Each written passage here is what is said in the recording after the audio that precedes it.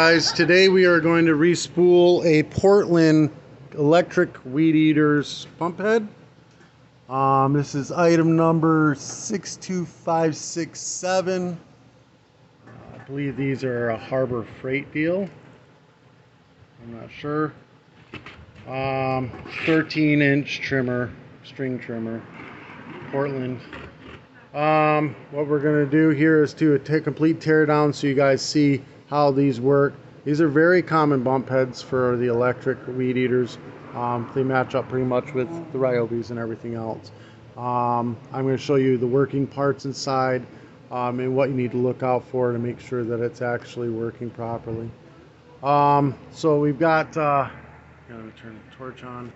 Alright, we've got these buttons right here. You're going to push that down on both sides and it's going to pop right on out. Just like that. Alright, and then you can pull your spool out. It's got a gear on the bottom side, so you know that that's always going to be the bottom. The working parts you need to make sure are still working is there's a little spring right there that breaks, or this black plastic piece falls out, it will not work. Your line will just come out on you all the time. So make sure that this is doing this. There's a little button on the side here. So this is what makes your line automatically feed. All right, let me get you up on the tripod here. Oh, I'll put the line in the description below. I'm using 065 on this. You can use 080 up to 080. You know, you're just not going to get as much line in there, but it will last as long because it's thicker. All right, I pulled out about 5 arm lengths of line.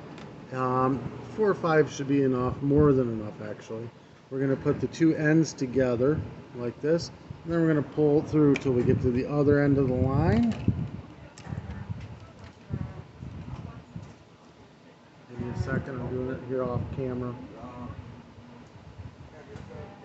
Until you get to the loop end of this. Alright, now if you look, you'll see there's arrows on this that say wrap this way. So we're going to put the loop in the slot, and then we're going to make sure that we're wrapping it in the direction of the arrows, like that. Alright, going in the direction of the arrows. Make sure you keep the lines on their sides. There's 2 sides. Make sure you keep the lines on their sides. And then we're just going to go ahead and wrap all this all the way up until it's full.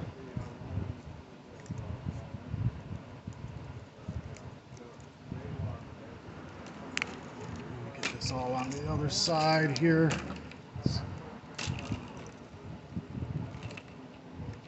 And we're just going to wrap it all the way up. Oh, don't drop it. Alright, I'm going to put a pause on this. Right, and then you're going to bring it around and stab it into one of the holes. This one here, just bring out, stab into one of the holes. Like that. Work the way back over to the head. So you've got, let's make sure I got it where you can see. So you're going to go and kind of line these up. This one go through here, through this hole. It's lined up. And you're going to get this one through this hole up here. Sorry if my hands are getting in the way. It's hard to do the job and record at the same time. Right there. And then we're going to get it where they're lined up, where we can pull this line right out of these. Oops. Right out of these loops here. Pull them tight. Boom, just like that. Now you've gotten all that lined up. Still videoing this? Yeah. Now that's all lined up. You can put this back on.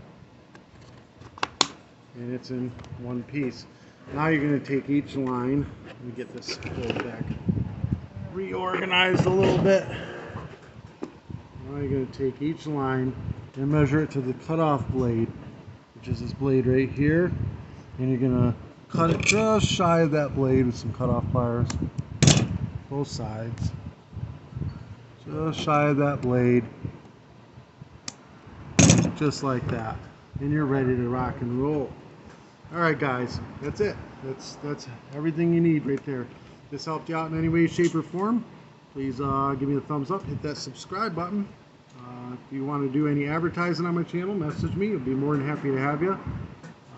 And then of course I'll put the line that I used in the description below. I used the round line so it doesn't stick, and for this size I used 065.